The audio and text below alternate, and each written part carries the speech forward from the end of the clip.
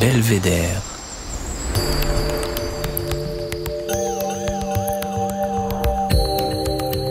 Le podcast du département de l'Isère.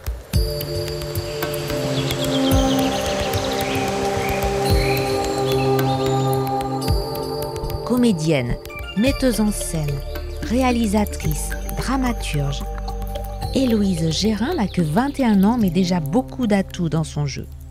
Fraîchement diplômée de l'Acting Studio de Lyon, cette fille d'agriculteur qui a à cœur de diffuser la culture en milieu rural a créé sa compagnie théâtrale, Les Lunaires, dans son village de Châtonnay. Elle a choisi ce pays de forêts et d'étangs, au riche patrimoine pour planter le décor d'un court-métrage sur Aliénor d'Aquitaine, duchesse et 2 fois reine, l'une des femmes les plus inspirantes du Moyen-Âge. Pour ce projet, elle a été lauréate en 2022 du Coup de pouce Jeune Isère, une bourse allouée par le département et la CAF aux moins de 25 ans pour financer des projets citoyens. Héloïse, bonjour. Pouvez-vous nous parler tout d'abord de ce film sur Aliénor d'Aquitaine ? Aliénor, ce n'est pas vraiment une figure iséroise. Pourquoi Aliénor ? Parce que je voulais travailler sur des figures féminines qui avaient du pouvoir. Je voulais travailler sur des femmes fortes. Et j'avais envie de montrer que les femmes fortes, elles ont existé, pas depuis hier, pas depuis quelques jours, mais ça fait très longtemps qu'il y en a et que l'histoire a certainement pu aussi effacer. Et quand je me suis replongée dans le personnage d'Aliénor d'Aquitaine, je me suis dit, c'est fou à quel point on a effacé de la mémoire commune, on va dire, tout ce qu'elle a pu faire. On ne sait pas forcément qu'elle a été 2 fois reine, on n'y pense pas tout de suite. On sait qu'elle a été la mère de Richard Cœur de Lion, mais pas réellement qu'elle a eu un impact politique sur les différents pays, enfin la France, l'Angleterre, qu'elle est partie en croisade quand elle avait 22 ans. Des choses absolument extraordinaires, qu'elle a pu changer la mode, qu'elle a instauré des nouvelles règles. Et ça, c'était important pour moi de montrer que les femmes aussi avaient pu gouverner, qu'elles avaient pu prendre des grandes décisions. Et quand j'ai voulu retravailler ce personnage-là, moi j'ai quelque chose qui est assez intéressant, c'est que mon papa, quand j'étais petite, il faisait partie d'une association, il était président de cette association qui s'appelle Mémoire de Bonneveau et qui mettait en valeur le patrimoine, on va dire, communal, local, et qui souhaitait, à travers cette association, mettre en valeur les restes d'une abbaye qui aujourd'hui ne se voit plus du tout, mais réinstaurer, on va dire, cette histoire-là. Et quand j'ai travaillé sur Aliénor d'Aquitaine, les recherches de mon père étaient corrélées avec ce personnage-là, c'est-à-dire que lui avait passé sa vie à travailler sur Bernard de Clairvaux, donc une figure monastique assez importante par rapport à l'appel à la deuxième croisade, etc. Et tout était lié avec mes nouvelles recherches sur mon film, et ce qui m'a fait dire que c'était la bonne personne, on va dire, sur qui m'orienter pour faire ce projet-là. Et donc c'est né comme ça d'une envie de montrer une femme forte. Et pourquoi un court-métrage ? Je voulais tourner un film d'époque, donc qui se passe au XIIe siècle, uniquement en Isère, donc dans plusieurs parties de l'Isère, que ce soit Nord-Isère avec par exemple la forêt de Bonneveau, Saint-Chef, etc., mais aussi plutôt du côté du Trièves, dans la montagne, pour faire par exemple le côté d'Aquitaine, pour vraiment représenter tout le film en Isère, en donnant l'illusion que ça se passe dans toute la France. Donc le court-métrage était un bon moyen, c'est-à-dire un format plus court, donc moins de moyens justement, mais quand même 13 minutes, c'est 13 jours. 1 minute par jour, on va dire, qu'on garde pour le film. Et donc il faut défrayer les personnes. Si j'ai une grosse équipe, c'est-à-dire beaucoup de comédiens, des figurants, des costumiers, des habilleuses, etc., pour avoir un rendu vraiment professionnel, il faut que je défraye tout ce monde, même s'ils sont bénévoles, et ça commence à faire assez conséquent déjà. Et puis il y a aussi tous les frais de location de matériel, on a bien sûr les costumes, si on les loue, si on les fait. Moi j'avais eu la chance de rencontrer une association qui s'appelle les Amis de Boxozel, qui sont aussi une association qui cherche à préserver le patrimoine, et qui, pour leur journée en septembre, les journées du patrimoine, ils font des fêtes médiévales, et ils m'avaient proposé de prêter des costumes. Donc ça a été un vrai plus, et j'avais pu commencer en mois de février 2021 à tourner mes premières séquences que je vous avais envoyées récemment. Donc là, j'avais eu quelques frais, c'est-à-dire défrayer toute mon équipe. On était quand même une vingtaine sur ces petites séquences. Parce qu'on on a dû poser un travelling dans une forêt. Il fallait du monde, il y avait beaucoup de choses à prendre en compte. Et donc, finalement, quand j'ai dû défrayer ma petite équipe, je me suis dit, là, je peux plus assumer toute seule et faire tout en autoproduction. Et il faudrait que je commence à chercher finalement des financements parce que j'ai envie que ce projet aille au bout, j'ai envie qu'il soit de qualité, j'ai envie qu'il reflète ce que j'ai en tête et pas qu'il soit fait à la bricole non plus. Et donc, pour cela, j'avais besoin donc, de financement et j'ai participé à cette bourse-là. Et j'ai eu l'occasion donc de pouvoir venir parler du projet, de pouvoir expliquer un petit peu ce que je voulais faire et j'ai eu la bourse. Et ça m'a permis donc de m'ouvrir des portes, c'est-à-dire que d'autres financements ont pu avoir lieu envers les communautés de communes, d'autres partenariats par exemple que j'ai pu avoir se sont faits parce que le projet a gagné en crédibilité, donc ça a été vraiment une porte d'entrée pour le début de ce projet, pour les prémices. Je crois que ce n'est pas votre première expérience de réalisatrice. Comment avez-vous découvert le cinéma ? Au tout début, j'ai commencé le cinéma dans le lycée de la Côte-Saint-André, qui a une spécialité cinéma. C'est quand même assez rare aussi en milieu rural d'avoir ce genre de possibilités. Et j'ai découvert le cinéma avec la Cinémathèque de Grenoble. Et pour mon bac, je devais faire un court métrage. Et c'est là où j'ai découvert en fait la dramaturgie, la réalisation, le jeu d'acteur aussi devant caméra. C'était la première fois.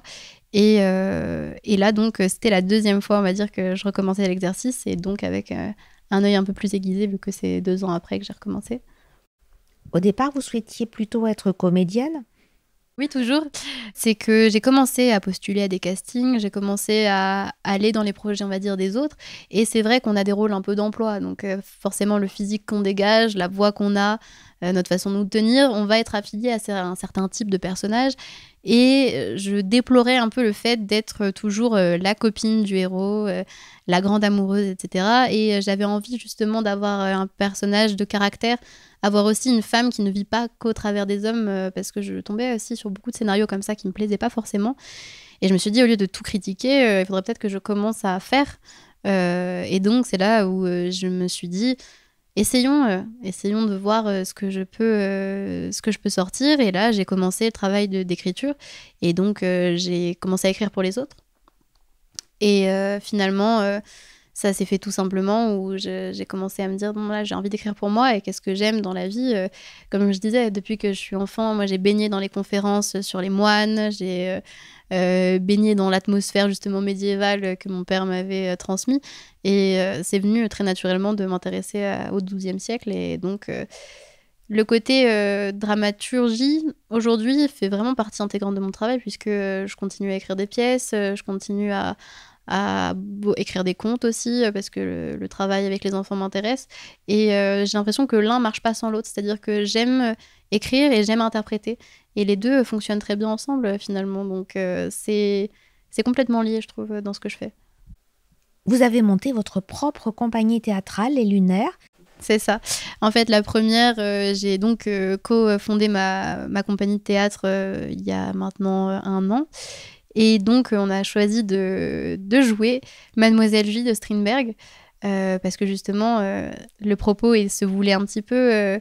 c'est un homme qui n'aimait pas les femmes qui a écrit cette pièce, qui voulait justement parler du fait que si une femme ne restait pas à sa place, voilà ce qui peut arriver. Et quand j'ai lu la pièce, j'ai eu l'impression que c'était extrêmement féministe, avant-gardiste. Et quand j'ai lu après la préface, j'ai compris que le propos, c'était moi qui l'avais lu et c'était pas ce que l'auteur voulait donner. Et je me suis dit que c'était tellement intéressant de pouvoir changer de lecture au fil des siècles qu'il fallait absolument faire quelque chose. J'en ai parlé avec ma troupe et tout de suite, l'idée a été validée. Et c'est vrai que c'est quelque chose... comme on disait tout à l'heure, qui guide un petit peu ce que je fais, le fait de vouloir montrer des personnages forts, justement aussi le fait de montrer des femmes, de montrer aussi la condition féminine, c'est quelque chose qui est très intéressant et qui mène un petit peu la ligne artistique de ce que j'ai envie de faire. Et après, la deuxième pièce aussi qui est en train de se monter, c'est une pièce que j'ai écrite aussi.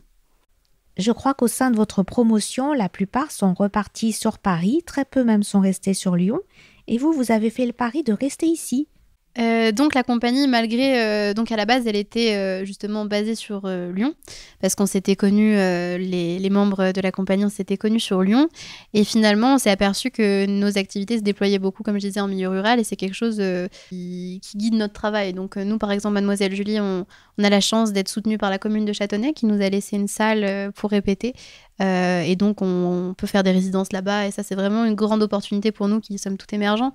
On peut avoir la possibilité justement d'avoir un vrai lieu de travail et donc pour les remercier au départ, si on voulait jouer là-bas, donc ce qui est un peu compliqué, c'est qu'il n'y a pas de matériel, pas de régie, pas grand-chose au départ, et c'est là où on s'est dit mais ça pourrait être aussi très intéressant d'avoir des formules dans notre pièce qui puissent aller un peu partout, qu'on puisse emmener le théâtre en fait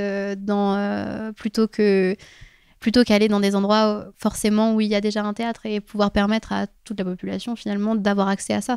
Parce que c'est quand même une grande inégalité quand on est en ville ou quand on est à la campagne. Je vois par exemple les enfants qui sont en ville, ils ont la possibilité d'aller dans beaucoup de lieux culturels très intéressants, et par exemple il y a aussi d'autres communes rurales où là pour le coup on a peu de possibilités, et c'est important pour moi de permettre à toutes les personnes qui veulent avoir accès à la culture de pouvoir y avoir accès. Et c'est là où je me suis dit, j'ai envie de parler aux enfants aussi. J'ai envie de... Parce que c'est intéressant d'avoir des pièces qui sont aussi tout public et qui puissent avoir plusieurs lectures. Et donc, l'idée d'écrire ma première pièce, je me suis dit, pourquoi pas. Après un film, pourquoi pas commencer à aussi le théâtre. Ça peut être un bel exercice. Et finalement, j'ai eu en quelques temps des bons retours, j'ai essayé de la faire relire et donc là je la lance en création, là elle est en train d'être créée, et donc l'histoire, pour la pitcher rapidement, c'est donc le jour et la nuit qui doivent maintenir l'ordre du temps, sauf que les deux s'entendent pas très bien. Le jour éclipse complètement la nuit, elle est complètement superficielle, extravertie, populaire, et la nuit à côté a du mal à trouver sa place, et comme elle se dit bon bah finalement, jour, elle a plus vraiment besoin de moi, elle semble bien toute seule, bah, je vais m'éclipser. Et alors, il n'y a plus de nuit, les gens ne rêvent plus, on trouve pas le sommeil. Et là, jour se dit, bah, finalement, peut-être que nuit aussi était importante, et donc ça parle de complémentarité et aussi de beaucoup de marginalité, parce que moi, c'était un thème qui me plaisait. J'ai toujours senti beaucoup le regard aussi des autres, parce que quand on commence à vouloir, moi, je me rappelle dans ma scolarité, quand je disais que je voulais faire du théâtre ou du cinéma ou de l'art en général, on peut vite être jugé, on peut vite se sentir à l'écart, avoir la sensation d'avoir des ambitions qui ne sont pas à notre portée. Et je voulais parler de ça aussi dans cette pièce-là, et mêler un petit peu tout ce que je suis en train de dire dans cette pièce, pour que ça me ressemble vraiment. Et donc c'est aussi un spectacle musical, donc là je travaille pour la première fois aussi du chant et de la danse sur scène, et c'est un beau défi, on va dire.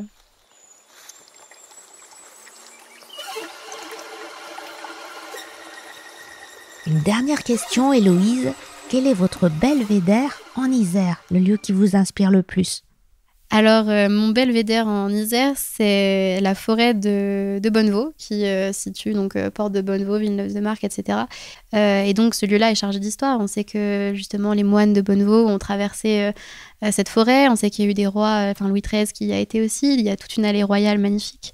Et quand je me promène là-bas, en tout cas quand je me promenais là-bas, j'avais la sensation de revenir complètement dans le passé, avec des arbres plusieurs fois centenaires. Et moi, je soulèverais juste qu'il y a une gestion de la forêt qui est absolument déplorable, et qui, malheureusement, fait que cette forêt est en train de perdre beaucoup de son charme, et aussi, on la préserve mal. Il y a beaucoup de coupes, j'ai pas envie de dire rases parce qu'il laisse quelques arbres, mais bon, presque rases, qui font que les abatteuses, les machines font détourner les rigoles. Par exemple, il y a des petites rivières assez jolies qui traversaient la forêt. Maintenant, comme ça crée des sillons, les roues, elles n'existent presque plus, elles sont déviées. Et ça, c'est vraiment dommage. Donc j'espère que cette forêt, dans quelques temps, je pourrai la trouver aussi belle que quand j'étais plus jeune. Ma troupe, ma compagnie de théâtre, on a aussi ce côté... on a des valeurs donc féministes, bien sûr, c'est ce qu'on a vraiment le plus mis en avant. Mais pour nous aussi, préserver donc l'histoire, c'est aussi notre deuxième grosse valeur. Mais préserver aussi la nature, plus généralement, et donc les thématiques écologique, on va dire ça en grande ligne, c'est quelque chose qui nous touche. Et moi, par exemple, le fait de vouloir tout tourner en Isère sur Aliénor, c'était un moyen de non seulement préserver de montrer le patrimoine qu'il peut y avoir avec Saint-Chef, l'abbatiale incroyable avec des fresques du XIIe siècle, mais c'était aussi de montrer par exemple la forêt de Bonnevaux et de montrer justement ces arbres absolument magnifiques et de donner aussi envie aux personnes qui verraient le film de se dire on a des richesses en Isère et il faut qu'on les préserve et il faut qu'on préserve notre territoire. Donc il y a beaucoup de choses derrière ce film. Bien sûr, c'est un récit que j'ai envie qu'il soit épique, mais c'est le récit aussi de mon histoire, on va dire, de mes paysages dans lesquels j'ai grandi, etc. Merci beaucoup Héloïse. Bonne chance pour tous vos projets et pour cette première création qui part maintenant en tournée. Vous venez d'écouter Belvédère, le podcast qui donne la parole aux Isérois extraordinaires. Cet épisode a été réalisé par Véronique Granger avec Annick Berlioz pour la prise de son, Émilie Vadel du studio Scadi & Co pour le mixage. La musique est signée Denis Morin de Vague Imaginaire. Et si vous avez aimé, n'oubliez pas de vous abonner et de nous mettre 5 étoiles sur Apple Podcast.